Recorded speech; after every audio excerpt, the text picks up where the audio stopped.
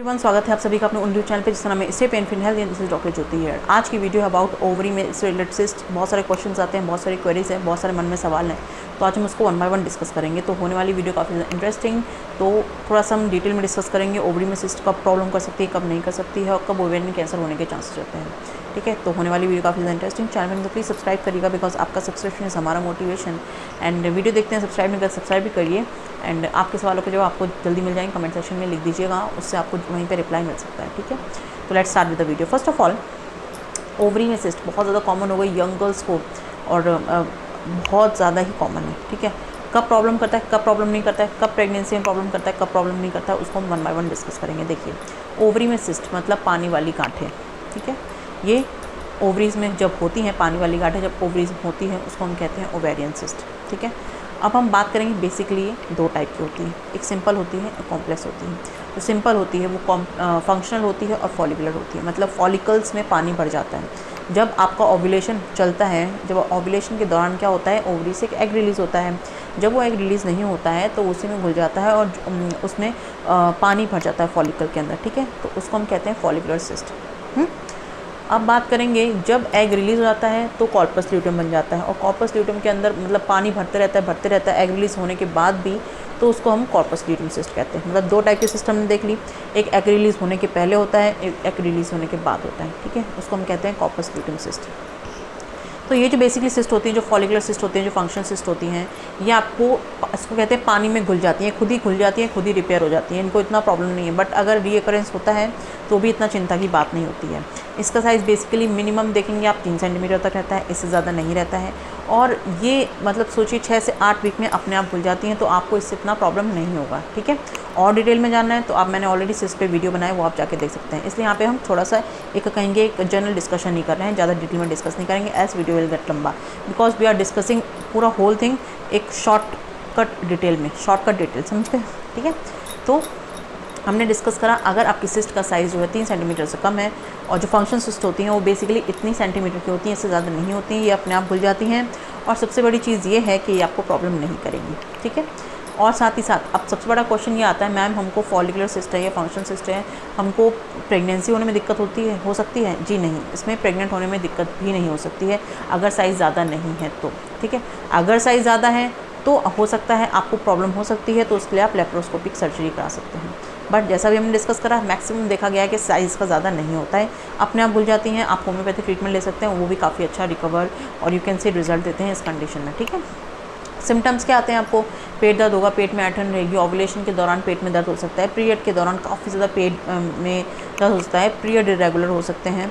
ठीक है, और ओव्यूलेशन ऑब्वियसली पीरियड इरेगुलर होगा तो ओव्यूलेशन भी आपका इफेक्ट हो सकता है, बट ये इतना आपको प्रेगनेंसी में प्रॉब्लम नहीं करता है। ठीक है, आपके पीरियड्स को इतना ज़्यादा इफेक्ट नहीं करता है। ठीक है, तो ये बात हमने कर ली है हमारे जो सिंपल सिस्ट की। अब हम बात करेंगे कॉम्प्लेक्स सिस्ट की। जो कॉम्प्लेक्स सिस्ट होती हैं वो बेसिकली दो टाइप की होती हैं, एक एंडोमेट्रियोसिस होती है, एक PCOS एंड PCOD होती है। ठीक है, तो जो एंडोमेट्रियोसिस होती है उसमें आप सभी जानते हैं, मतलब बच्चेदानी की अंदर की दीवार जो ब्लड उसमें होता है वो आपके अपार्ट फ्रॉम यूट्रस कहीं और ग्रो करने लगता है। ठीक है, तो उसको हम कहते हैं endometriosis. That is all due to hormonal imbalance. ठीक है, ये ऑब्वियसली आपकी प्रेगनेंसी को अफेक्ट कर सकता है, बिकॉज पीरियड्स के दौरान बहुत ज़्यादा हैवी ब्लीडिंग होती है, और साथ ही साथ आपके पीरियड्स भी इरेगुलर करता है, और ऑब्वियसली आपके जो है कंसीव करने में पीरियड इरेगुलर है तो ओव्यूलेशन इरेगुलर, ओव्यूलेशन इरेगुलर तो कंसीव करने में दिक्कत हो सकता है। ठीक है, तो जो कॉम्प्लेक्स सिस्ट है इसमें बेसिकली आता है एंडोमेट्रियोसिस।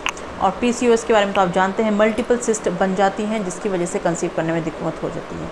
उसमें आपके जो एग्स हैं वो इजीली रप्चर नहीं हो जाते, मल्टीपल फॉलिकल्स बन जाते हैं, एग रप्चर नहीं होते, और तो ओव्यूलेशन में दिक्कत होती है। और इसका बेसिकली आपका ट्रीटमेंट चलता है, because it's all due to hormone imbalance. तो हार्मोनल ट्रीटमेंट इसके लिए लेना बहुत ज़्यादा ज़रूरी है।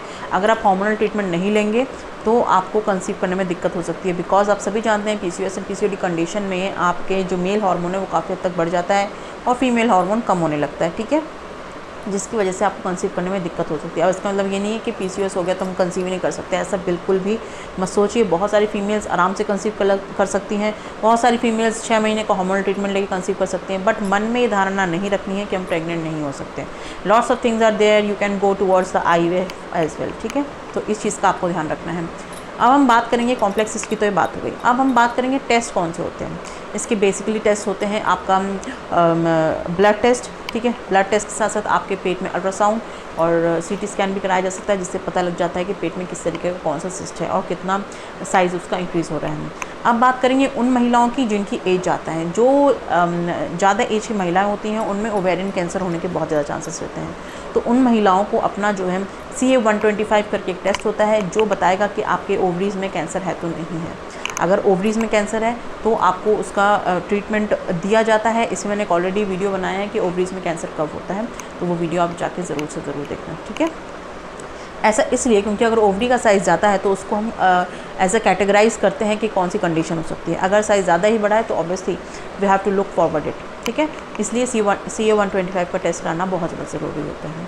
तो ये हमने बात कर ली टाइप ऑफ सिस्ट की, क्या सिम्टम्स होते हैं, कौन सी सिस्ट में प्रेगनेंसी, जो आपकी सिंपल सिस्ट होती हैं, जो पानी में घुलने वाली सिस्ट होती हैं, वो आपको प्रेगनेंसी में इशू नहीं कर सकती हैं। जो आपकी कॉम्प्लेक्स सिस्ट होती हैं वो थोड़ा सा बहुत इशू कर सकती हैं।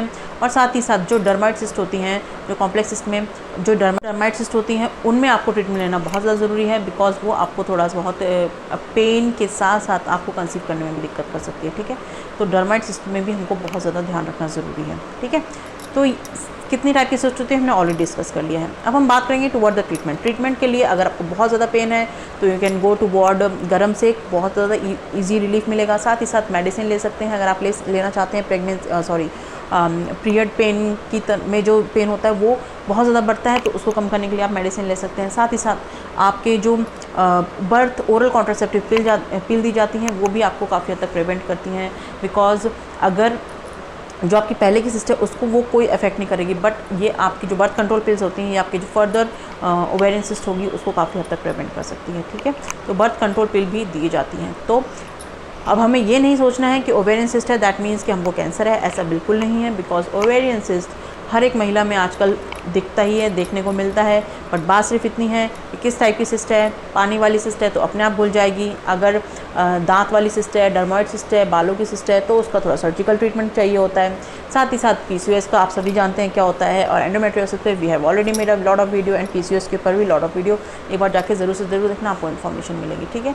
तो ओवरी में सिस्ट होना इज़ अ नॉर्मल थिंग, इसको कैंसर बिल्कुल भी ना समझें। और कितनी होती है, कितनी नॉर्मल है, वो हम ऑलरेडी डिस्कस कर चुके हैं, ठीक है। तो होप आप सभी को इस वीडियो से काफ़ी ज़्यादा इन्फॉर्मेशन मिली होगी। पसंद आता है तो लाइक भी कर दीजिएगा एंड चैनल पर नजर प्लीज़ सब्सक्राइब करिएगा। कमेंट सेक्शन में लिखना किस टॉपिक वीडियो बनाना है ताकि आप सभी तक आपके सवालों के जवाब पहुंच सकें, सबको इन्फॉर्मेशन मिल सके। जल्दी मिलेंगे नेक्स्ट वीडियो में। Till then take care of yourself and thank you very much for watching. This is doctor Jyoti here.